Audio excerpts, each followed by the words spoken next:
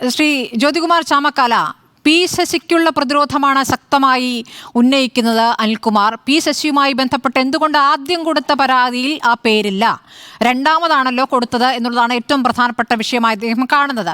കാട്ടുകള്ളൻ എന്നാണ് ഇന്ന് പി ശശിയെ അദ്ദേഹം വിശേഷിപ്പിച്ചത്. താങ്കളും കേട്ട് കാണുമല്ലോ. അപ്പോൾ പി വി അൻവർ പറഞ്ഞ് മുഖ്യമന്ത്രി 1 മണിക്കൂർ എടുത്ത് നടത്തിയ വാർത്താസമ്മേളനത്തിന് 2 മണിക്കൂറിലാണ് പി വി അൻവറിന്റെ മറുപടി.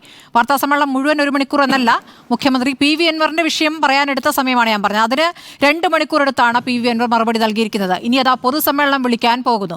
അപ്പുറത്ത് സുധാകരൻ അല്പം കൂടി മയപ്പെടുത്തി രാഹുലിന്റെ DNA പരിശോധിക്കണമെന്ന കാര്യത്തിൽ അദ്ദേഹത്തിന് ഖേദമുണ്ട്, അങ്ങനെ പറഞ്ഞ് തെറ്റായിപ്പോയെന്ന് പറഞ്ഞു കഴിഞ്ഞു എന്നൊരു മനസ്സലിയിലും കൂടി വന്നിരിക്കുന്നു. അപ്പോൾ നിങ്ങൾക്ക് സ്വീകാരനാവുകയാണോ അൻവർ? അല്ല, അതൊക്കെ പിന്നീട് ചർച്ച ചെയ്യപ്പെടേണ്ട വിഷയങ്ങളല്ലേ. ഞാൻ അതിനെക്കുറിച്ച് മറുപടി പറയാം. ഇവിടെ ഇടതുപക്ഷത്തിൻ്റെ പ്രതിനിധി വന്നിരുന്ന് ഇങ്ങനെ ഘോരഘോരം വിളമ്പുന്നത് സ്വല്പമെങ്കിലും ഉളുപ്പ് വേണ്ടേ, സ്വല്പമെങ്കിലും തൊലിക്കട്ടി വേണ്ടേ? ഇന്ന് ഇടതുപക്ഷത്തിൻ്റെ ഒരു MLA, ഇതേ സഖാക്കന്മാർ വിജയിപ്പിച്ചു വിട്ട ഒരു MLA, ആ MLA വന്ന് ആ CPM-ന്റെ പാർലമെന്ററി പാർട്ടി ലീഡർ കൂടിയായ LDF-ന്റെ മുഖ്യമന്ത്രിയായ ശ്രീ പിണറായി വിജയനെതിരെ അറഞ്ചം പുറഞ്ചോ അടിച്ചിട്ടും, എന്താ പറയുന്നത്, കാലിൽ തൂക്കി നിലത്തടിച്ചിട്ടും വന്നിരുന്ന് എന്തെങ്കിലും പരാതി ഉണ്ടെങ്കിൽ ഞങ്ങളൊന്ന് കേൾക്കട്ടെ എന്ന് പറയുന്ന ഗതികേട്, ഈ ഗതികേട് നിന്റെ പേരോ CPM എന്ന് ചോദിക്കേണ്ടി വരുന്നത് ഈ സാഹചര്യത്തിലാണ്. ഇവിടെ പിണറായി വിജയൻ പറയാതെ പറഞ്ഞു വെച്ചു. എന്താ, സ്വർണ്ണക്കടത്ത് കേസുമായിട്ട് ബന്ധപ്പെട്ടാണ് ഇത്രയും കാലമായി ഈ പറയുന്ന PV അൻവർ പരാതി പറഞ്ഞുകൊണ്ടിരിക്കുന്നത്. സ്വർണ്ണക്കടത്തുകാരെ പിടിക്കാൻ പാടില്ല എന്നുള്ളതാണ് പറഞ്ഞുകൊണ്ടിരിക്കുന്നത്. അതിലൂടെ അദ്ദേഹത്തെ സംശയത്തിന്റെ നിഴൽ നിർത്തി എന്നാണ് ഇന്നത്തെ പ്രധാനപ്പെട്ട പത്രസമ്മേളനത്തിന് ആധാരമായി PV അൻവർ പറഞ്ഞിട്ടുള്ളത്. നമ്മൾ ഇതിനെക്കുറിച്ച് പ്രത്യേകം ഒന്ന് ആലോചിക്കേണ്ടത്, ഇത് തുടങ്ങിയത് എവിടെ നിന്നാണ്? ആദ്യം തുടങ്ങുന്നത് ഈ പറയുന്ന പോലീസ് അസോസിയേഷൻ്റെ മലപ്പുറത്തെ ജില്ലാ സമ്മേളനത്തിലാണ് ആദ്യം ഈ PV അൻവർ ഇതുമായി ബന്ധപ്പെട്ട് സംസാരിക്കുന്നത്, SP നിർത്തിക്കൊണ്ട്. അന്ന് വൈകുന്നേരം റിപ്പോർട്ടർ ചാനലിൽ ഞാനും ഉണ്ടായിരുന്നു PV അൻവർ ചർച്ചയ്ക്ക് വന്നപ്പോൾ. ഞാൻ PV അൻവറോട് പല കാര്യങ്ങളും ചോദിക്കാൻ ശ്രമിച്ചപ്പോൾ PV അൻവർ പറഞ്ഞു, ജ്യോതികുമാർ ചാമക്കലോടൊന്നും ഞാൻ തൽക്കാലം മറുപടി പറയുന്നില്ല എന്ന് പറഞ്ഞപ്പോൾ ഇത്രയും ഗൗരവമുണ്ടെന്ന് ഞാൻ അന്ന് കണക്കാക്കിയിരുന്നില്ല. അതിനുശേഷം പിറ്റേ ദിവസം പുള്ളി പിന്നെ SP-യുടെ ക്യാമ്പ് ഓഫീസിൽ പോയി, അവിടെ സത്യാഗ്രഹം ഇരുന്ന് നമ്മൾ കണ്ടു. അതിനുശേഷം അദ്ദേഹം തൊട്ടടുത്ത ദിവസം പത്രസമ്മേളനം വിളിച്ചു.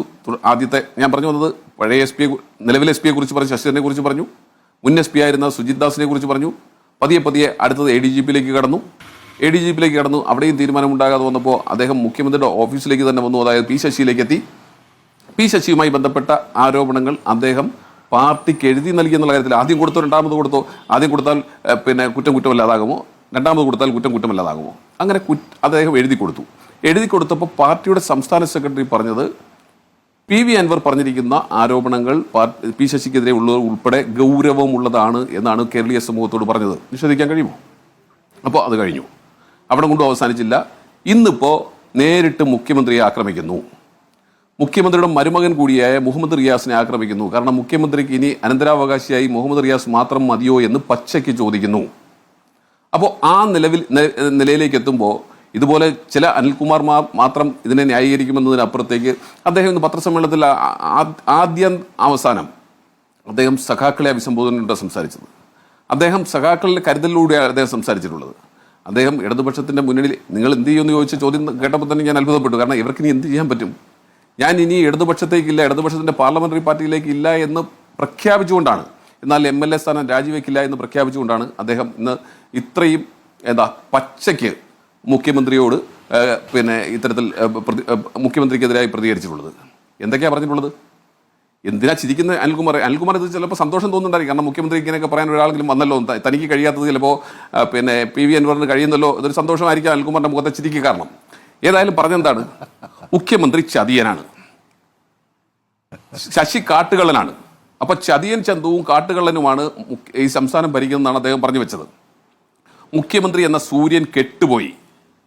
മുഖ്യമന്ത്രി ആഭ്യന്തര വകുപ്പ് ഒഴിയണമെന്ന് മുഖ്യമന്ത്രിക്ക് വേണ്ടി ഇന്നലെ വരെ കൈപ്പൊക്കിക്കൊണ്ടിരുന്ന ഒരു MLA പരസ്യമായി പറയുന്നു. പിതൃതുല്യനായി ഇന്നലെ വരെ കൈ ഉയർത്തി മുഖ്യമന്ത്രിയെ സഹായിച്ചുകൊണ്ടിരുന്ന MLA പറയുന്നു. അതെ, പിതൃതുല്യ എന്തെല്ലാം പറഞ്ഞിട്ടുണ്ട്. നമ്മൾ അത്രയും ഡെപ്തിലേക്ക് പോയല്ലോ. കാരണം അദ്ദേഹം 2 മണിക്കൂറത്തല്ലേ പത്രസമ്മേളനത്തിൽ. നമ്മളിത് സംസാരിക്കുന്ന 1-2 മിനിറ്റ് കൊണ്ടല്ലേ. പിന്നെ സ്വർണ്ണക്കടത്തിനെ സംബന്ധിച്ച് സിറ്റിംഗ് ജഡ്ജി അന്വേഷിക്കണമെന്ന് പറയുന്നു.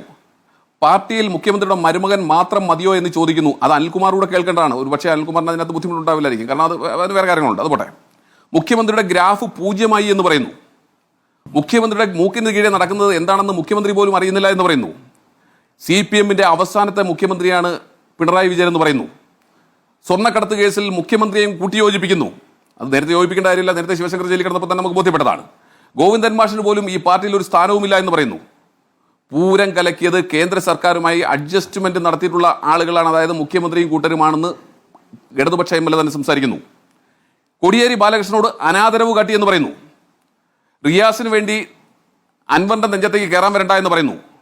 ഒരു കൊമ്പനും ഇങ്ങോട്ട് കുത്താൻ വരണ്ട, അനുഭവിക്കുമെന്ന് പറയുന്നു. എന്തിനാണ് BJP നേതാക്കന്മാരെ കെട്ടിപ്പിടിക്കുന്നതെന്ന് ചോദിക്കുന്നു. അതിനുശേഷം അദ്ദേഹം പറഞ്ഞു, ഇനി ഞാൻ കൂടുതൽ പറഞ്ഞാൽ CPM-ന്റെ AKG സെന്റർ ഉൾപ്പെടെ പൊളിച്ചുകൊണ്ട് നാട് വിടേണ്ട സാഹചര്യത്തിലേക്ക് ഇടതുപക്ഷം CPM എത്തിപ്പെടും എന്ന് ഇടതുപക്ഷ MLA പറയുന്നു.